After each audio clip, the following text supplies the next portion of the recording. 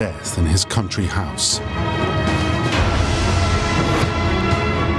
Accused of his murder is his ex-wife, the Baroness de Stempel, Susan Wilberforce. She was always threatening him that she was going to get someone to kill him. The alleged motive involves Heath House, which Susan co-owns, but Simon still lives in. Yes, I did want him out of the house, it's quite true. But I didn't need to have to kill him for it. The case illuminates dark secrets and a web of deceit. Can Susan's testimony clear her name in the case of the murder in the mansion?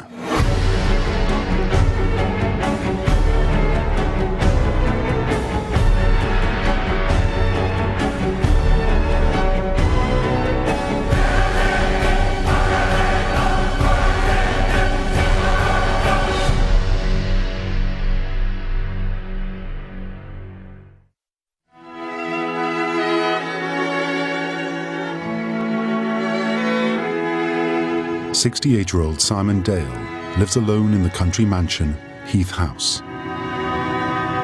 The eccentric old man is convinced the house is connected to the legend of King Arthur.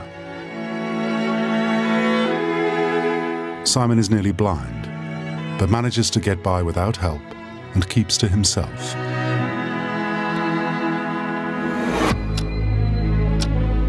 Then, on September the 11th, 1987, he is murdered.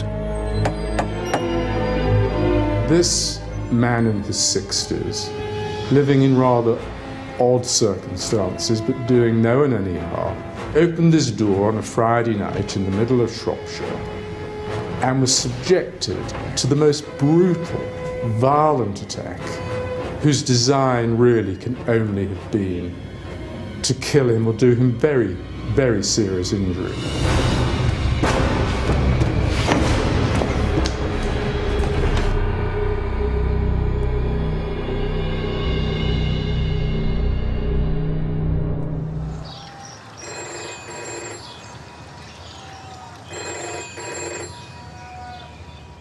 Two days later, Simon's secretary phones Heath House. When he doesn't answer, she drives over to check on him and finds Simon's lifeless body on the kitchen floor. One of the first officers to arrive on the scene is forensic expert Jeffrey Daniels. It was in the east wing kitchen porch that there was the first indication of violent activity. Inside the kitchen, the deceased was lying on his back, and there was blood around the head.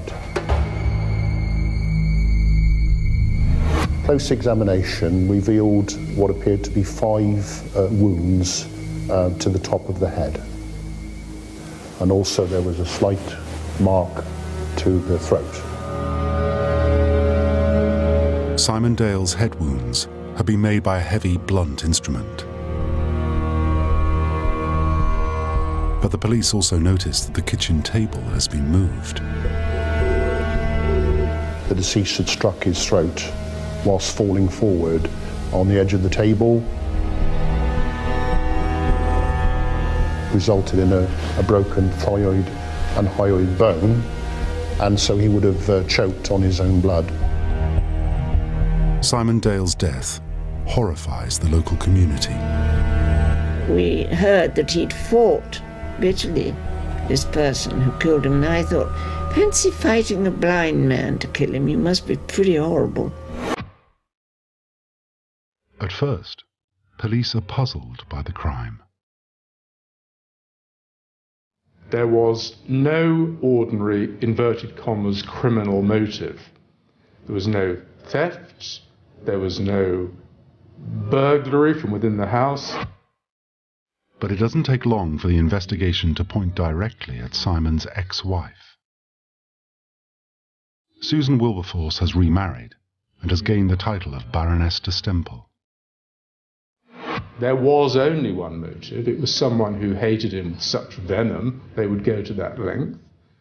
And the Baroness de Stempel was the only person of which there was evidence of someone really hating him at all.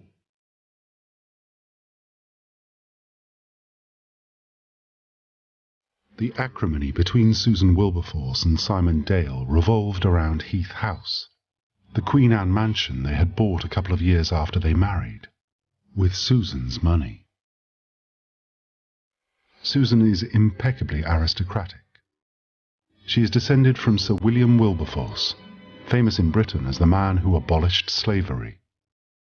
But despite Susan's breeding, she has no real money. All of Susan's assets are tied up in Heath House, and 12 years after she divorced Simon, he still refused to move out.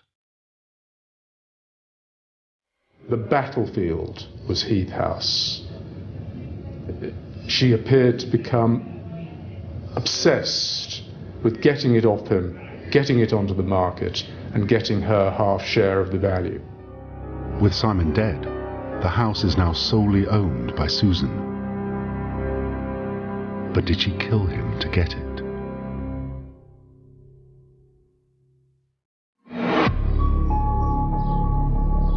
In the months leading up to Simon's murder, Susan is often on the grounds of Heath House.